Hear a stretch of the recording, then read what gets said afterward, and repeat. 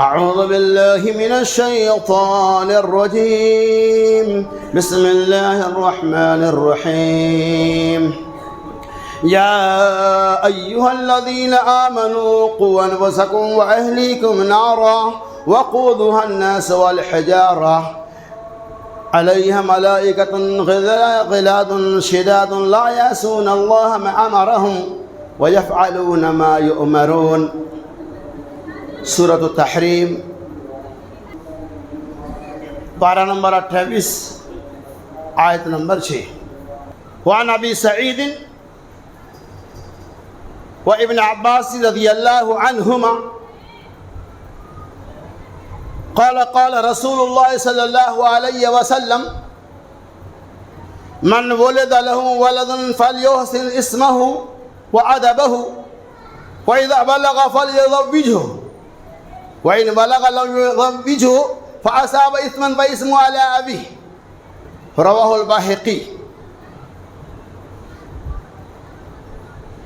ہر قسم کی حمد و تعریف اللہ تبارک و تعالی کے لیے ہے، جس رب العالمین کی توفیق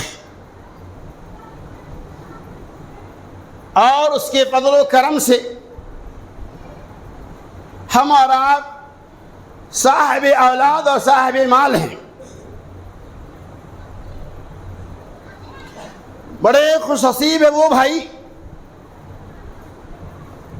جسے اللہ تبارک و تعالی نے اولاد کی نعمت سے مالا مال کیا. اس اولاد کی کیا قدر و قیمت ہے آپ اس سے پوچھئے جسے اللہ تبارک و تعالی نے اولاد کی نعمت سے محروم کر دیا ہے. وہ اولاد کی خاطر، تولد کے خاطر دنیا کے بڑے بڑے ڈاکٹروں سے رجوع کرتا ہے، بڑے بڑے جھاڑ پھونک کرنے والوں سے اپنے عقیدہ کو بھی خراب کرا لیتا ہے، لیکن اللہ کی مرضی نہیں ہوتی ہے تو اللہ اسے اولاد نہیں دیتا ہے. یہ اولاد جو اللہ کی ایک بہت بڑی نعمت ہے، اس اولاد کے بارے میں اللہ تبارک و تعالی ہم سے سوال کرے گا کہ میں نے تمہیں اولاد دیا، اس اولاد کے ساتھ تو نے ناانصافی کی، ظلم کیا، یا ان کے ساتھ عدل و انصاف کیا. یہ اولاد اللہ کی امانت ہے، اس کے اندر ہم ذرہ برابر بھی خیانت کریں گے تو اللہ تبارک و تعالی اس کے بارے میں پوچھے گا. یہ اولاد جسے اللہ تبارک و تعالی نے ایک جگہ فرمایا کہ تمہارے لیے فتنہ ہے، دوسری جگہ اللہ نے فرمایا تمہارے لیے نجات کا ذریعہ ہے. دلیل وہ اس طرح اللہ تعالیٰ فرمایا انما اموالکم واولادکم فتنہ واللہ عندہ اجر عظیم. جو نصف کے مال اور دولت، انما اموالکم واولادکم، اور اولاد فتنہ ہے، آزمائش ہے. واللہ عندہ اجر عظیم، اور اللہ تبارک و تعالیٰ کے پاس یہ اجر عظیم بھی ہے. یعنی یہ اولاد اللہ کی طرف سے ہمارے لیے نعمت بھی ہے، اور یہی اولاد ہمارے لیے زحمت بھی ہے. اسی اولاد کی وجہ سے ہم جنتی بھی ہو سکتے ہیں، اسی اولاد کی وجہ سے ہم دوزخی بھی ہو سکتے ہیں. یہ اولاد اگر اس کی صحیح تعلیم و تربیت ہم نے کی تو یہ ہمارے لیے نجات کا ذریعہ بنے گا، اور اگر ہم نے اس کے بچپنے میں ان کی تعلیم و تربیت کا خیال نہیں کیا تو یہ ہمارے لیے زحمت بن جائے گا. اسی اعلی اولاد کے بارے میں اللہ تبارک و تعالی نے سورۃ التحریم کے اندر اعلان کیا یا ایھا الذین آمنوا قوا انفسکم واہلیکم نارا، کہ اے ایمان والو قوا انفسکم، اپنے آپ کو بچاؤ، وَأَهْلِيكُمْ، اور اپنے گھر والوں کو بھی بچاؤ، اپنے بال بچوں کو بھی بچاؤ اس جہنم کی آگ سے جس کا ایندھن انسان اور پتھر ہوگا۔ علیہ ملائکۃ غلاظ شداد، اور سخت دل والے فرشتوں کو اللہ تبارک و تعالی نے اس کے اوپر مقرر کیا ہوگا۔ اور وہ کون فرشتے؟ لا یعصون اللہ، وہ اللہ کی نافرمانی نہیں کرتا، اللہ کے حکموں کی عدولی نہیں کرتا، ما امرہم، اللہ جو بھی حکم دیتا ہے اسے کر گزرتا ہے، وَيَفْعَلُونَ مَا يُؤْمَرُونَ، اللہ جو بھی حکم دیتا ہے اسے فوراً بجا لاتا ہے۔ اس ٹکڑے کے اندر اللہ تبارک و تعالی نے خصوصیت کے ساتھ ایمان والوں کا خطاب کیا ہے، اور اللہ نے اعلان کیا یا ایھا الذین آمنوا قوا انفسکم واہلیکم، کہ ایمان والوں پہلے اپنے آپ کو بچاؤ، یعنی اپنے آپ کی بھی فکر کرنی ہے۔ صرف اولاد کی فکر کرنے سے آپ کامیاب نہیں ہو جائیں گے، آپ کو اپنے آپ بچاؤ کا بھی فکر کرنا ہوگا۔ یا ایھا الذین آمنوا قوا انفسکم، اپنے آپ کو بچاؤ، وَأَهْلِيكُمْ، اور اپنے گھر والوں کو بھی بچاؤ۔ پتہ یہ چلا کہ اپنے آپ بھی بچنا ہے، بچاؤ کا انتظامات کرنا ہے، اور اولاد کو بھی اس جہنم سے بچانا ہے۔ مطلب یہ ہوا کہ اولاد جسے اللہ تعالیٰ نے آپ کے حوالے کر دیے، جس کے آپ ذمہ دار ہے، آپ کے اوپر اس اولاد کی تربیت سے متعلق، اس اولاد کو جہنم سے آگ سے بچانے سے متعلق، اس اولاد کو دوزخ کی اس انسان ایندھن آگ اور پتھر کی ایندھنوں میں جھونکے جانے سے بچانے کی ذمہ داری آپ کی ہے، کیونکہ آپ والد ہیں، آپ گارجین ہیں، آپ ذمہ دار ہیں۔ بچے کی پیدائش کے بعد سے لے کر بلوغت تک، جب تک وہ سن و شعور کے لائق نہ ہو جائے، کچھ کرنے دھرنے والا نہ ہو جائے، آپ کی ذمہ داری ہے کہ آپ ان کی عبادت کریں، آپ ان کی تعلیم و تربیت کا خیال کریں، تاکہ وہ بچہ آپ کے بچپنوں میں بھی آپ کے لیے انتظامات کرے، آپ کا خیال رکھے۔ لیکن جو باپ بچوں کا خیال ہی نہیں رکھتا، اسے کیا ہوگا؟ اس کے بہت بھیانک نتائج سامنے آتے ہیں، دنیا کے اندر بھی اور آخرت کے اندر بھی۔ اسی اولاد کے بارے میں حضرت سعید خدری اور حضرت عبداللہ ابن عباس رضی اللہ تعالی عنہما کہتے ہیں کہ من ولد لہ ولد فلیحسن اسمہ، جب کسی کے گھر میں کوئی لڑکا یا لڑکی پیدا ہو تو چاہیے کہ فلیحسن اسمہ، اس بچے کا اچھا نام رکھے، وہ ادبہ، اور اس کی اچھی تعلیم و تربیت کا خیال رکھے، فَإِذَا بَلَغَ فَلْيُزَوِّجْهُ، اور یہ بچہ جب بالغ ہو جائے، جب اس بچے کے اندر بات کی طاقت و قوت آ جائے، یہ بچہ نر نفع کے لائق ہو جائے، فَلْيُزَوِّجْهُ، بس آپ انہیں شادی کرا دیں۔ وَإِنْ بَلَغَ لَمْ يُزَوِّجْهُ، اگر وہ بچہ بالغ ہو گیا اور آپ نے اس کی شادی کا انتظام نہیں کرایا، فَأَصَابَ إِثْمًا فَإِثْمُهُ عَلَىٰ أَبِيهِ، اگر وہ اس بیچ یعنی آپ شادی کے لائق ہونے کے بعد بھی شادی کا انتظام نہیں کراتے ہیں، اس بیچ اگر اس سے گناہ کا صدور ہوتا ہے، اگر وہ شیطانی شکنجے میں مبتلا ہو کر زنا کا ارتکاب کر لیتا ہے، کسی فواحش عورت کے جال سازی میں آ کر اپنا چہرہ کالا کر لیتا ہے، تو فَأَصَابَ إِثْمًا فَإِثْمُهُ عَلَىٰ أَبِيهِ، اللہ کے رسول صلی اللہ علیہ وسلم، اس کے گناہ کا ذمہ دار اس کا باپ ہوگا۔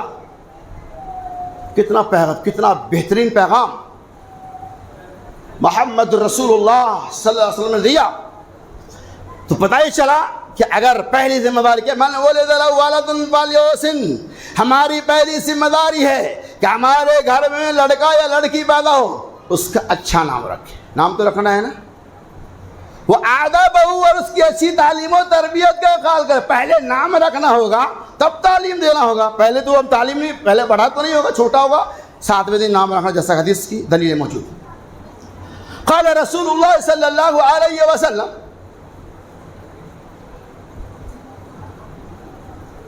کہ کل مولود یولد علی الفطرہ کل مولود مرتہن بعقیقۃ تذبح عنہ یوم الصعب ویحلق رأسہ ویسمى رواه ابو داؤد والترمذی۔ اللہ کے رسول صلی اللہ علیہ وسلم فرمایا کل مولود مرتہن بعقیقۃ، ہر بچہ عقیقہ کے بدلہ گروی ہوتا ہے۔ اور پھر آپ نے کیا فرمایا؟ تذبح عنہ یوم الصعب، اور اس کی طرف سے 7ویں دن ہم عقیقہ کرے۔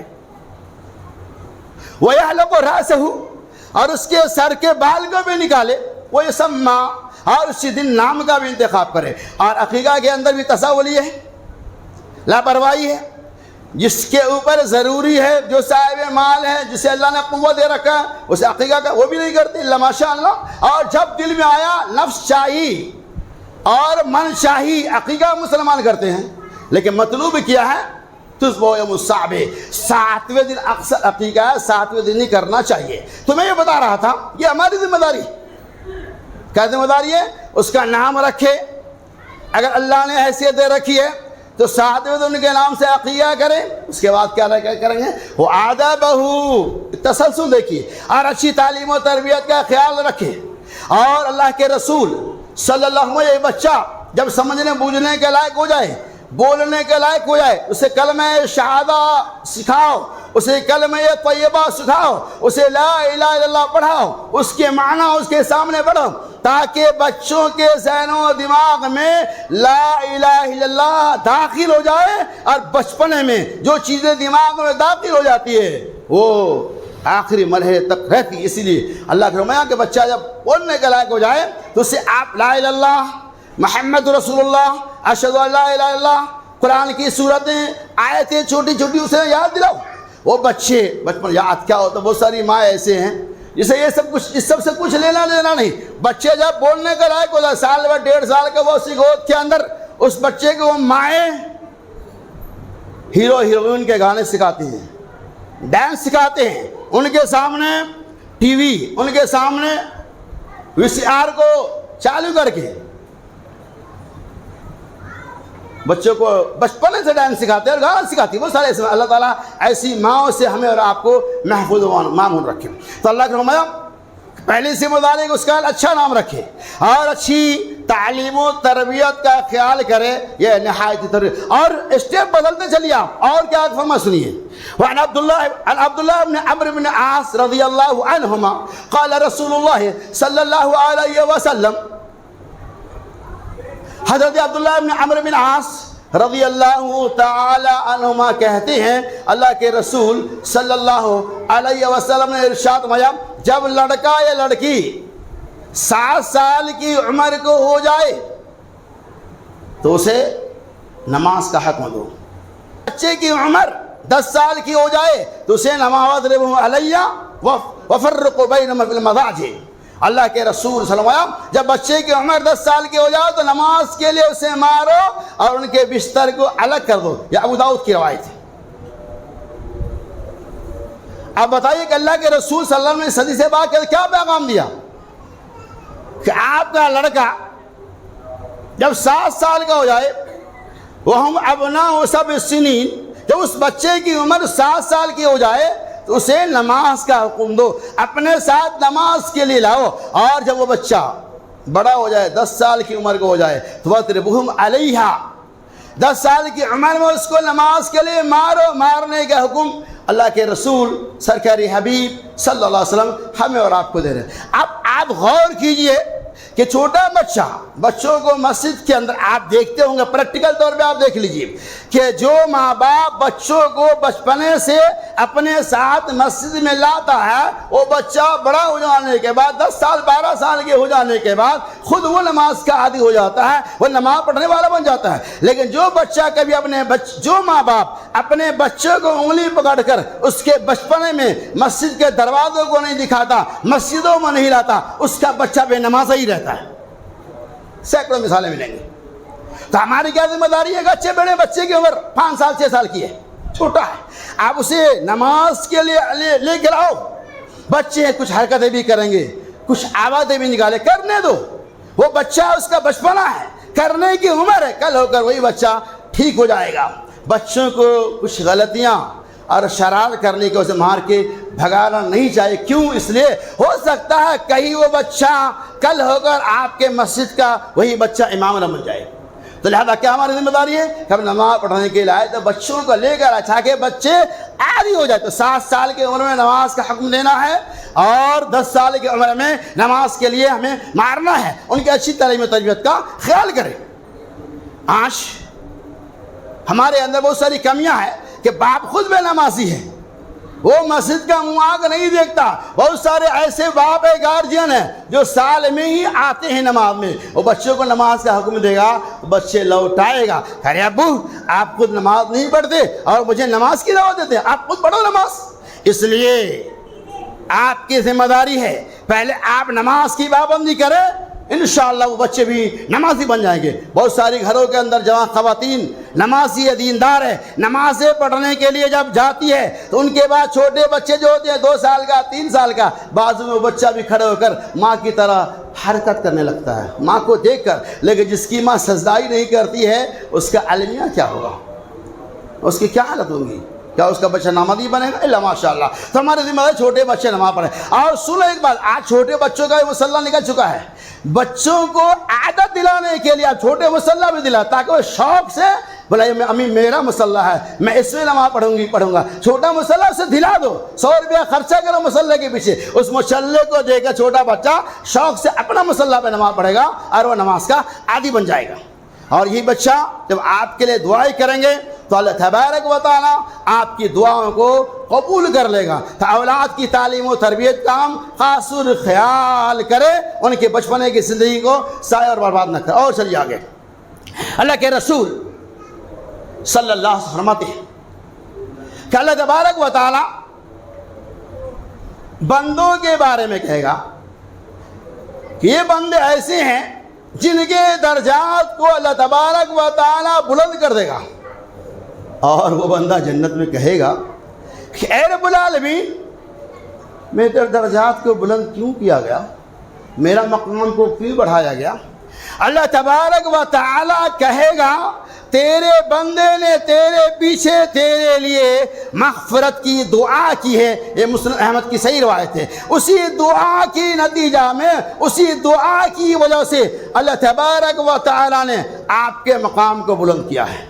کیا پتہ چلا کہ ہم مر جائیں گے، ہمارے پیچھے ہماری نیک صالح اولاد جس کی تربیت آپ نے بچپنے میں صحیح ڈھنگ سے دی تھی، وہ ہمارے انتقال کے بعد ہمارے لیے دعائیں کریں گی۔ ان دعاؤں کی وجہ سے اللہ تبارک و تعالیٰ ہمارے مقام کو بڑھائے گا۔ کون ماں باپ نہیں چاہتا ہے کہ ہمارا مقام بلند ہو؟ کون نہیں چاہتا؟ چاہتا سب نے کرنا پڑے گا، صرف چاہنے سے نہیں ہو جائے گا۔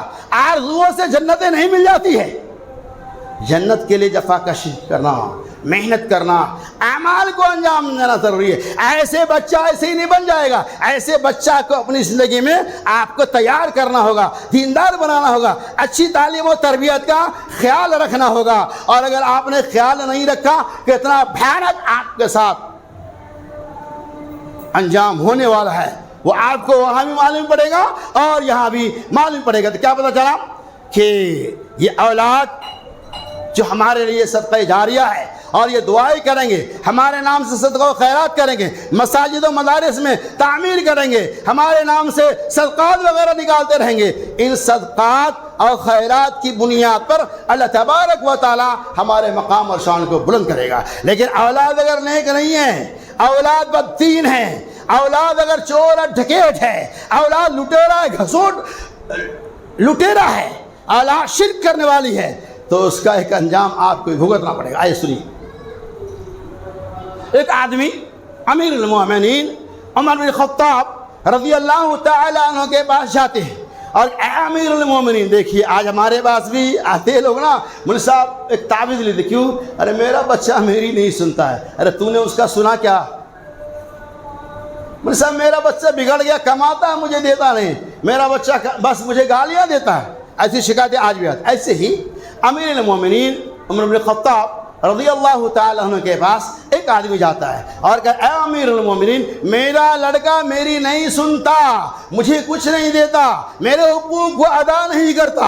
امیر المومنین عمر بن خطاب رضی اللہ تعالیٰ عنہ اس نوجوان کو بلاتا ہے اور کہتا ہے بچہ تیری والد نے تیرے ماں باپ نے یہ شکایتیں کی ہے، بتاؤ۔ کہتا ہے امیر المومنین پہلے آپ میری بات کو سن لیجیے، میں ایک سوال کرتا ہوں، پہلے آپ اس کا جواب دے دیجیے۔ امیر المومنین سے بچہ پوچھتا ہے کہ امیر المومنین پہلے مجھے آپ یہ بتائیے کہ اولاد کا حق پہلے ماں باپ کے اوپر ہے یا ماں باپ کا حق اولاد کے اوپر ہے؟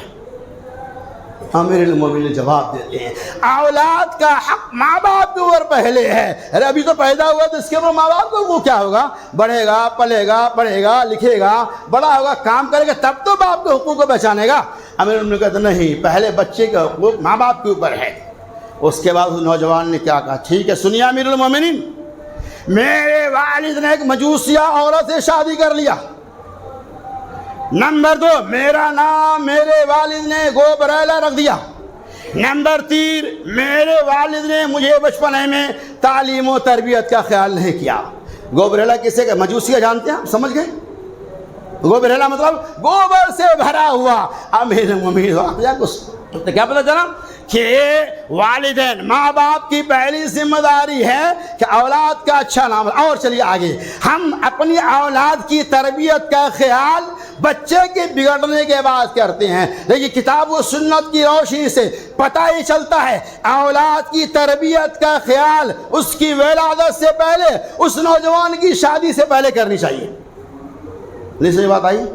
جس بچے کے بگڑنے کی ہم خبریں دے رہے ہیں، بول رہے ہیں، اس بچے کے بارے میں طریقہ یہ ہے اس کی تربیت کا خیال اس بچے کے اس کی شادی سے پہلے، یعنی اپنی شادی کر رہے ہیں تو اپنی شادی سے پہلے، اگر بیٹے کی شادی کر رہے ہیں تو اس سے پہلے آپ کو خیال کرنا ہوگا گھر میں آنے والی بہو کیسی لانی چاہیے، اور ہم جو شادی کریں گے کیسے لڑکی سے ہمیں شادی کرنی چاہیے۔ یقین مانو اگر شادی سے پہلے آپ نے اپنے بہو کا صحیح انتخاب کیا، دینداری کی بنیاد پر کیا، تو اللہ کی ذات سے یقین رکھو اس کی نسل سے آنے والی اولاد بھی انشاءاللہ نیک اور صالح ہوں گی۔ لیکن اگر آپ نے اپنی اولاد کا انتخاب، اپنی بہو کا انتخاب مال و زر کی بنیاد پر کیا، دولت کی بنیاد پر کیا، تلک و جہیز کی بنیاد پر کیا، دنیاوی مال و متاع کی بنیاد پر کیا، تو اس سے آپ اس طرح کی امیدیں نہ رکھیں۔ تو کیا پتہ چلا کہ ہمیں اپنے بال بچوں کی تربیت کا خیال اپنی شادی سے پہلے کرنی چاہیے، یعنی آنے والی بہو کو نیک اور صالح لانا چاہیے تاکہ اس کے ذریعہ آنے والے اولاد بھی نیک اور صالح ہو، مائیں دیندار ہوں گی۔ یقین مانو اس کے بدن سے آنے والے اولاد بھی نیک اور صالح ہوں گے۔ اسی لیے امام کائنات محمد رسول اللہ صلی اللہ علیہ وسلم نے ارشاد فرمایا الدنیا کلها متاع وخیر متاع الدنیا المرء صالح، رواہ مسند احمد۔ اللہ کے رسول صلی اللہ علیہ وسلم نے ارشاد فرمایا الدنیا کلها متاع، دنیا تمام کی تمام پوجی ہے، والمرد الصالح، نیک صالح بیوی یہ سب سے بہترین پوجی ہے، نیک صالح عورت سب سے بہترین پوجی ہے۔ لہذا یہ حدیث مبارکہ بتلا رہی ہے کہ ہمیں نیک عورتوں کا، دیندار عورتوں کا انتخاب کرنا چاہیے، اور رسول اللہ صلی اللہ علیہ وسلم ہمیں اور آپ کو نسخہ دے دیا۔ تو ایسے اگر رہیں گے تو یقیناً آپ کے مرنے کے بعد یہ آپ کے اولاد آپ کے لیے صدقہ جاریہ ہو جائیں گے۔ اور چلیے آگے، اللہ کے رسول صلی اللہ علیہ وسلم اذا مات الانسان انقطع عمله الا من ثلاثه او صدقه جاریہ او علم ينتفع به او ولد صالح يدعو له۔ اللہ کے رسول صلی اللہ علیہ وسلم نے ارشاد میں انسان جب مر جاتا ہے تو نیکیوں کا سلسلہ منقطع ہو جاتا ہے سوائے 3 چیزوں کی۔ اس کے اندر ایک چیز یہ بھی ہے کہ ولد صالح، نیک صالح اولاد، نیک صالح لڑکا۔ کیا پتہ چلا کہ نیک صالح اولاد ہوگا یہ ہمارے لیے صدقہ جاریہ ہوں گی۔ آج اولاد کے بگاڑنے میں ماں باپ کا بہت بڑا رول ہوتا ہے۔ وہ ان کے بچپنے میں سب ایسے نہیں ہیں، بہت سارے لوگ ایسے ہیں، ان کے بچپنے میں تعلیم و تربیت کا وہ خیال نہیں کرتا، نام کا انتخاب صحیح نہیں کرتا، اور جو چیز انہیں تعلیم دینا چاہیے پہلے دیندار بناؤ بچوں کو، پہلے دینی تعلیم سے روشناس کراؤ، تب آپ کوئی بھی تعلیم حاصل کرو۔ پہلے ہمیں اللہ رسول معلوم نہیں، قرآن و سنت معلوم نہیں، نماز روزہ معلوم نہیں، ہمارا بچہ ڈاکٹر بن گیا، انجینئر بن گیا، اسے سورہ فاتحہ یاد نہیں ہے، ایسے ڈاکٹر انجینئر بننے سے کیا فائدہ؟ پہلے آپ بچوں کو دیندار بناؤ، جو چھوٹے چھوٹے مسائل ہے اسے سکھاؤ، پھر بناؤ جو بنانا ہے۔ اسلام کے اندر اس کی کوئی ممانعت نہیں ہے۔ تو ہمیں بچوں کی اور بچوں کے بگاڑنے میں انشاءاللہ اس موضوع کی دوسری کڑی کی وضاحت میں کروں گا۔ ایک بات کیسی ہے، ماں کو سمجھتا فرمائے، 1 سال کا بچہ رو رہا ہے، اس بچے کو ہاتھ میں موبائل دے دیا، کوئی کارٹون کچھ بھی لگا دیا، وہ بچے اس موبائل کو دیکھ کر خوش ہو جاتے ہیں، دودھ کی طلب بھی ختم ہو جاتی ہے۔ اور دینے والی کون ہے؟ مائیں۔ سمجھتے ہیں کام کرے، کام مت کرو، بچوں کو موبائل مت دو۔ 1 سال 2 سال 3 سال 4 سال بچہ موبائل کھلونے کا نام تھوڑی ہے۔ آج مائیں کام کرنے میں مست ہے، بچے کو موبائل دے دیا، 1 سال 2 سال کا بچہ ہی موبائل چلانا جانتا ہے۔ آج کسی سے پوچھو، ارے مجھے صاحب بڑا پکڑ سے کر، میرا 4 سال کا بچہ ماہر ہے موبائل میں۔ ارے موبائل میں ماہر ہے، زندگی کی دیکھ کے بارے میں کبھی آپ نے سوچا کہ اس بچے کی زندگی کیا ہوگی؟